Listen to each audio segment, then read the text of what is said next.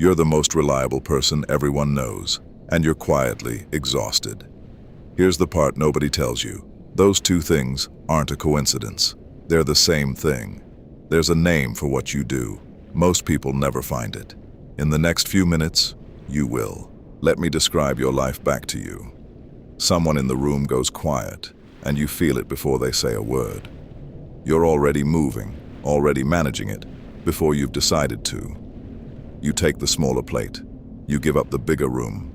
You type the honest message, then delete it and write the easier one. And when the tension passes, you're the one who quietly puts the room back in order. Every time. You didn't choose any of this. You've just always done it. It runs by itself now. So smoothly you've stopped noticing it's running at all. Nobody is born like this. You learned it. And usually, you learned it young, in a house where the weather could turn without warning, where one person's mood set the temperature for everyone else, and you learned to read that temperature before you could read words. So you got quiet, you got useful. You learned that if you could keep things tidy, keep things calm, maybe the storm wouldn't come. You became the manager of other people's feelings before you were old enough to manage your own. That's not a flaw in you. That's a child doing something remarkably smart with an impossible situation.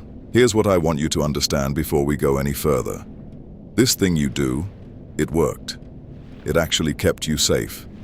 A child who can sense a shift in the room and smooth it over before it breaks is a child who survives a hard house. The armor was real, and it did its job. That's exactly why it's so hard to put down. You're not holding on to a bad habit. You're holding on to the thing that protected you when nothing else did. Your body still believes the old rule. If everyone around you isn't okay, you aren't safe. So before any of this becomes about change, give that younger version of you some credit. They were doing their best, and they were good at it. But here's what nobody tells the emotional janitor. The job never ends. There's always another mess, another mood, another person who needs managing. And while you're tending to everyone else's weather, your own life sits in the corner, getting cold. The book you never opened, the cup that went cold while you warmed someone else's, the version of you that had needs of your own. You put that person away a long time ago, because needing things felt dangerous. And here's the quietest cost, the one that's hardest to admit. You taught everyone around you that you don't need anything, so they stopped asking. And then you resented them for not asking. That's not their failure. That's the pattern, doing exactly what it was built to do. It costs you your own voice, every single time. You don't fix this pattern. That's the first thing to understand. You don't white-knuckle your way out of it. You don't become a different person. You see it. And the seeing is the whole thing. Because the moment you catch yourself reaching to smooth it over, reaching to clean up a mess that isn't yours, and you pause, something shifts. In that pause, there's a question you've never been allowed to ask. Not, what does everyone else need? But, what do I need right now? The first few times, you won't have an answer. You've spent your whole life not asking. That's okay. The pause is the work. The pause is where the choice lives.